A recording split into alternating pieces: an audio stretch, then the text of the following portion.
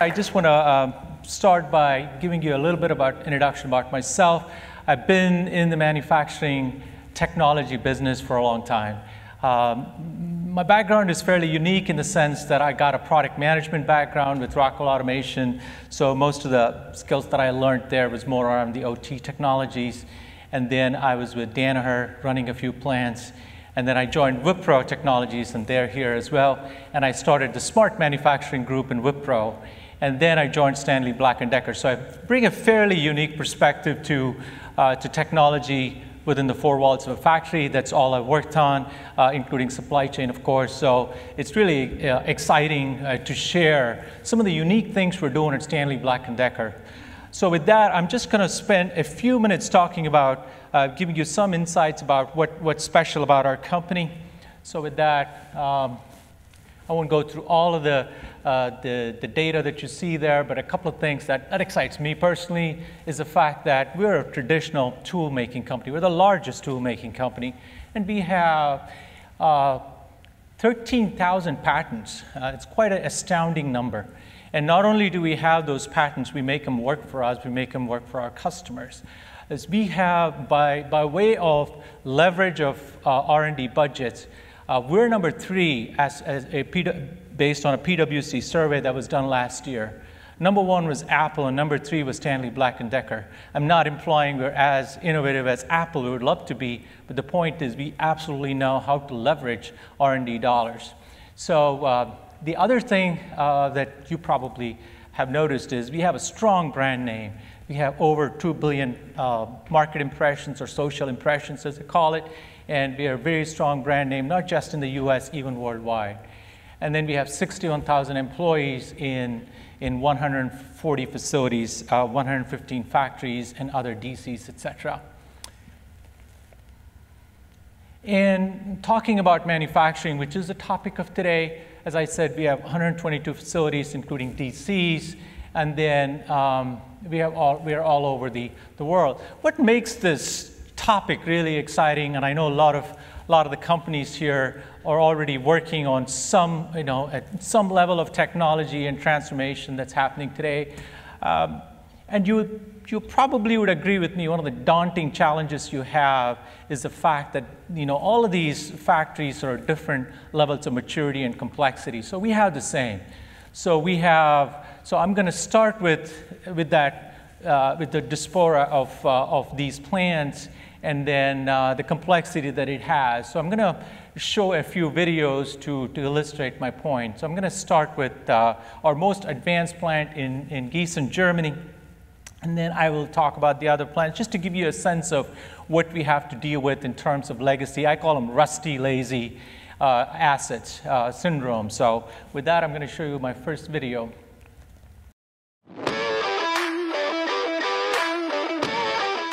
Hello, my name is Christian Überall, and I'm responsible for the Smart Factories and Industry 4.0 strategy and its implementation in Europe.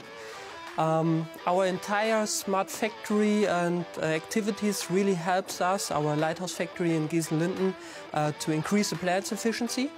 We have 3 steps which we want to perform: the digital factories, the virtual factory, and the smart factory. We already achieved a lot, but we have a lot of things which we are currently working on, and we are really excited to working on new features in the future.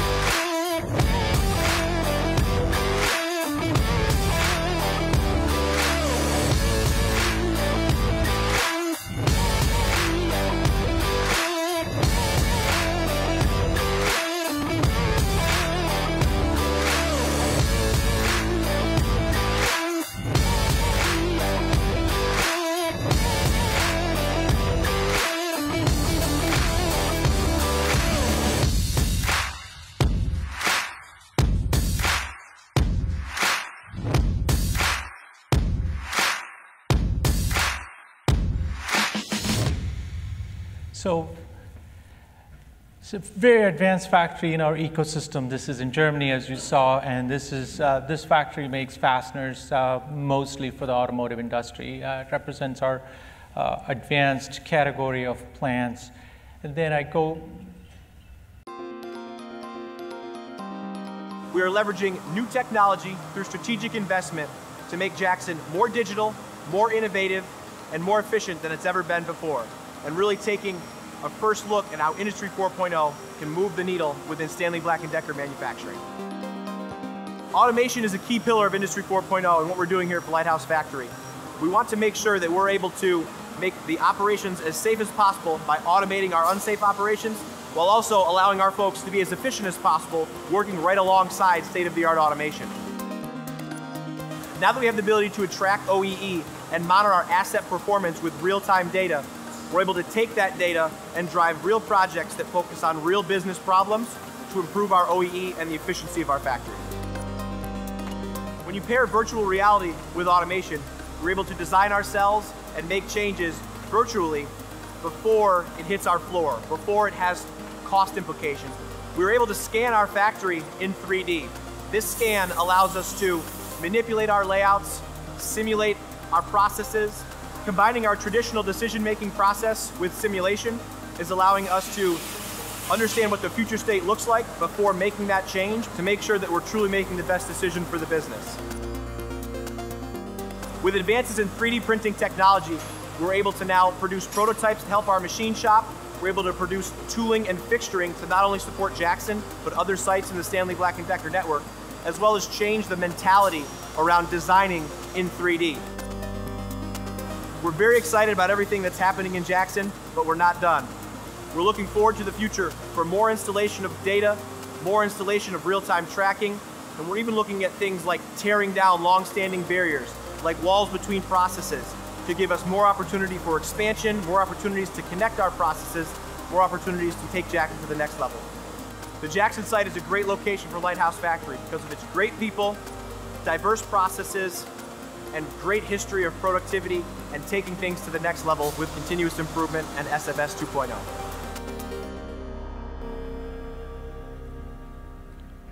So this represents middle, of our mid-tier of our plant landscape.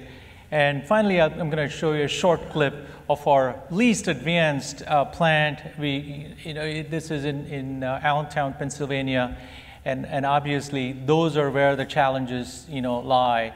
The first two plants that you saw actually were what we call as lighthouse factories. And we ran the lighthouse factory only for about 6 months or so.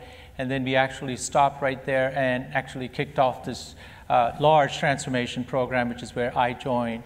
So I run this transformation program from Hartford, Connecticut.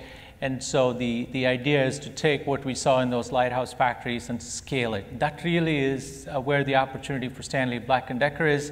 And I believe that's where most of you guys are interested is all of you, I'm sure having embarked on a journey like this, you probably have seen results in 1 or 2 or 3 plants, but the opportunity is how do you actually go beyond those 1 or 2 or 3 plants and do it at scale and do it in a timely manner, maybe 2 or 3 years or so. And that's what we are working towards in this program. So with that, I'll quickly request the last video, and then I'll get to the heart of the messages that I want to communicate.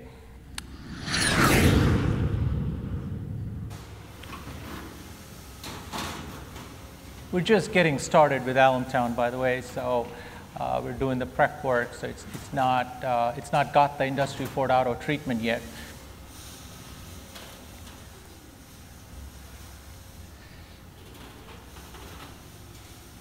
So you can see there we make these cabinets, very manual, paper-based processes.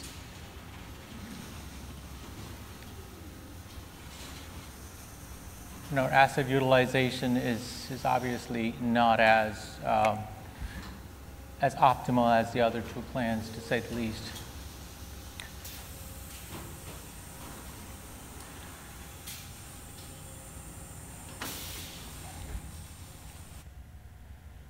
So with that, I want to talk about what sets this program apart and what we've seen so far. So I'm going to spend the next 13 minutes or so talking about that.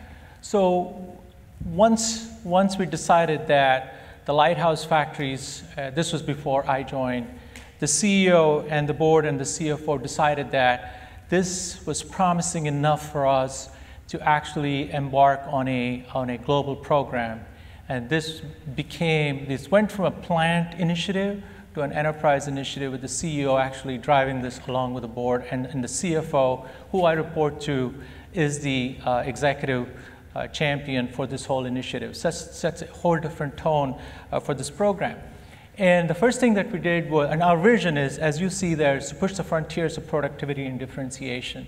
And the way we are approaching it is, we did some good bit of work with McKinsey, and then we decided those are the numbers that we are actually striving to achieve in terms of uptime, productivity, et cetera, right?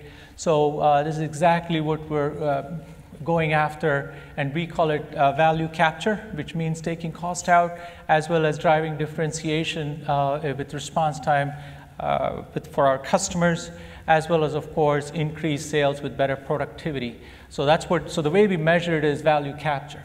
And we are going to do that by obviously transforming work, keeping people at the center, which is, as you know, one of the biggest challenges is change management. So some of the things we're doing around change management I think you'll like. I'll talk about that in a minute. So the whole idea is to transform work by digitizing and rethinking the way we do things in the factory.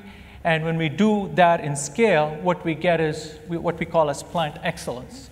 And then once you have plant excellence, then the opportunity is to drive enterprise excellence. Essentially, what it means is you have best practices in every plant, in every process. How do you actually seek those best practices and deploy it at scale in almost real time?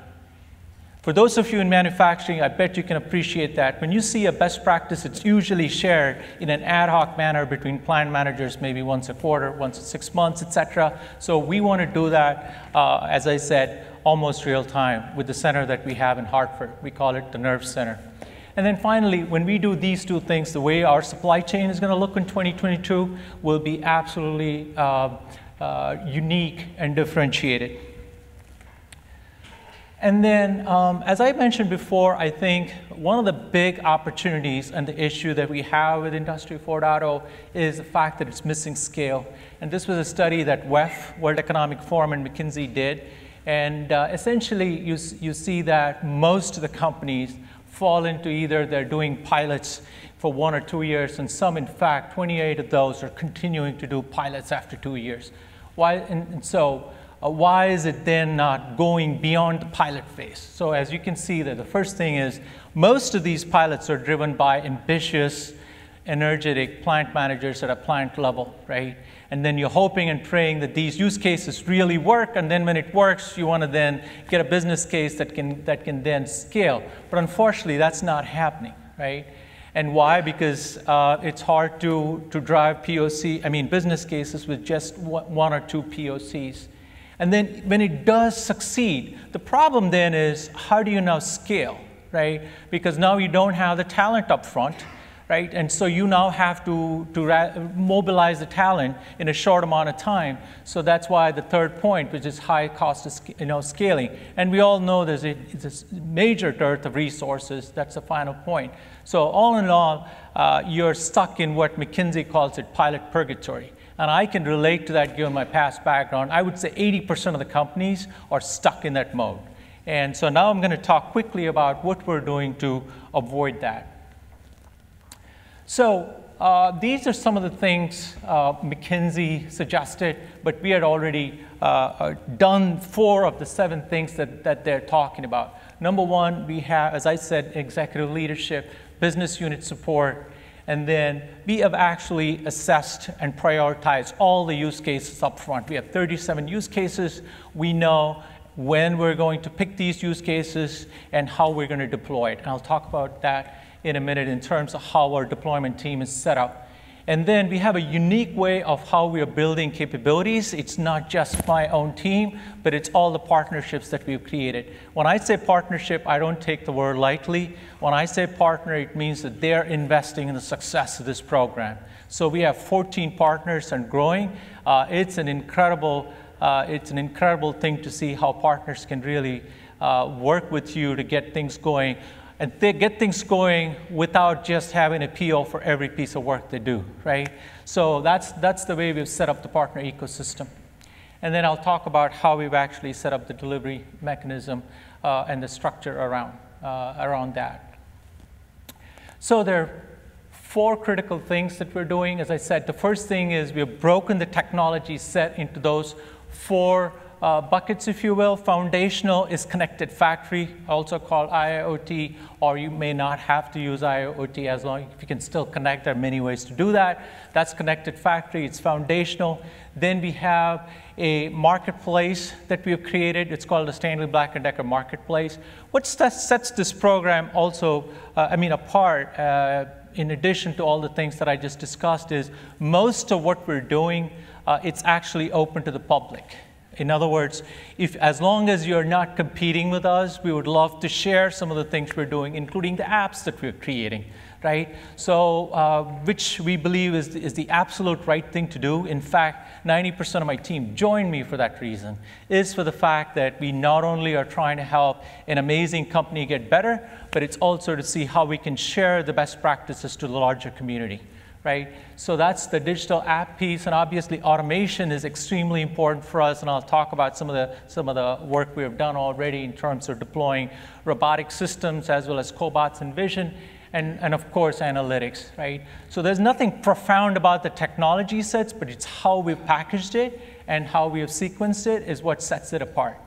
And then if you look at the other important differentiation is the fact that we have actually brought external partnership ecosystem.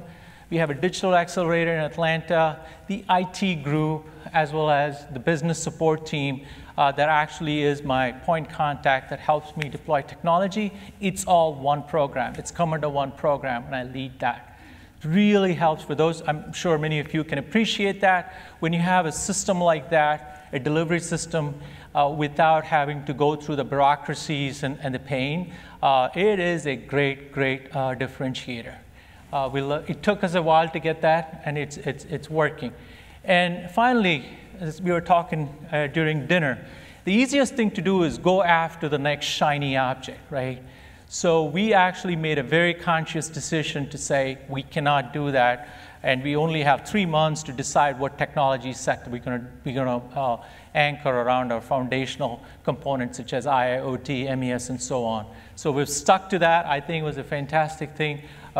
Decision to have made. And then the way we are approaching and deploying technology, we have 3 sets of technology. We have spot solutions, which means it can be put together very easily, deployed in a month or 2, and then that is to get the energy going with our plans. So we started with spot solutions, then we went to connected, which means now we're connecting many spot solutions, and then matrix to value, right? Which is really where you get nonlinear impact when you connect multiple spot solutions in a connected manner. And one example I'll quickly throw out is a cobotics, a system made of cobots can deliver about 12 to 20% of value capture based on our experience. Now, if you can imagine, if you will, connect it with analytics and then a paperless app, suddenly the value that you get because of analytics it drives a nonlinear value. Now we add GPS and location-based intelligence, then it adds another nonlinear component to it. So that's what we mean by matrix to value, right? So our goal is to have a combination of all 3 to get both speed as well as scale of impact. So with that, the other thing that we have done, which is very unique in the industry, is to build capabilities in our Advanced Manufacturing Center of Excellence that we opened in April that'll help us everything from conceptualization, innovation, building these solutions, deploying it, most important, supporting these solutions. So this is the center that opened in April, and this is where between our team, my team, the business teams in the plant, and our partners, we have about 120 25 to 140 people working for this program, and we're going to add a few more resources, if you will, this year. So I'm going to now spend a minute or so showing you how this advanced manufacturing center looks like. Again, what's critical about this is it's not just for SPD, our company. This is meant for the larger population, for innovation and all the related things I mentioned. So I'm going to give you a quick voice over in terms of the focus here. The focus, as you can see, is process, people, and technology. Nothing profound about that. And then we're focusing on the top 4 processes for the company, machine tending being one of them. And so this is a spot solution example, tending being an example in that category. This is a before and after, what you're seeing there.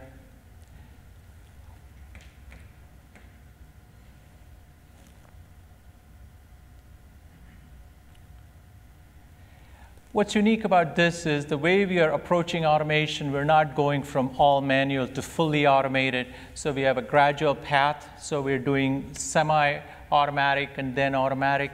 So there's a lot of thought that we're paying behind it. And of course, a integrated upskilling program. We have a VP of HR that's dedicated to actually upskilling our talent. So every time we roll a technology, we have an upskilling packet that goes with it. So that's how we ensure that our people get the training they need. So this is our connected factory examples, very comprehensive. This is just one flavor of that.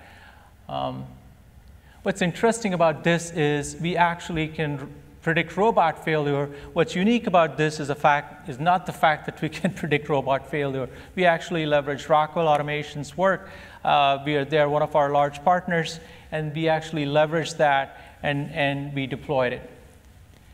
So digital twins is a critical component for us, mainly because, as you can appreciate, and we have different types of digital twins, some more sophisticated and with higher fidelity than others. But the idea is, how do you optimize if it's already running? If it's not running, how do you troubleshoot?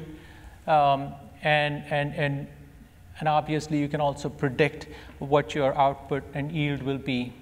So the nerve center that I talked about in the manufacturing will allow us to connect to all of our 115 factories and have simultaneous conversations to go do that. And this is the example of the app marketplace. Like a lot of companies, we are leveraging AR mainly for training at this point. And then, as I said, what we now have is a unique IT/OT infrastructure in place, and they report to me as part of this program. And this is one of the unique things about how we deploy technology. All of those technologies that you see is not profound. But what's unique is the fact that if you look at the bottom, we have a rollout that's defined, and we also have a payback, which means if you're a plant manager, this is what we advertise as our solution set, and they can actually then engage on that and decide if they're going to pull this technology into their plan. So we know exactly what the payback is. Some paybacks are better than others. And obviously, the goal in my group is not just ensure that we can deliver the payback in that amount of time that's advertised, but also to innovate and get better at that. And this is one of our key partners called Foghorn. It's a startup company, and they did an amazing job working with us for almost 8 months or so, helping us through these use cases. And then now they are in the process, we are in the process of working with them to massively deploy these solutions.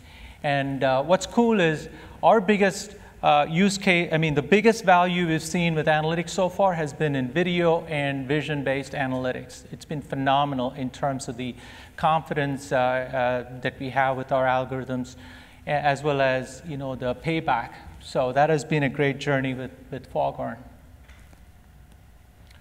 So with that, I just wanted to conclude by saying that we're well past the pilot purgatory. because now just this is the first year of the program. We are on track to connect 19 factories. We have over 35 automation plus systems, and we have a couple other metrics that puts us outside of the the categorization that you saw the way McKinsey had done. So that really is where we are, and we have got a more aggressive timeline and schedule for next year.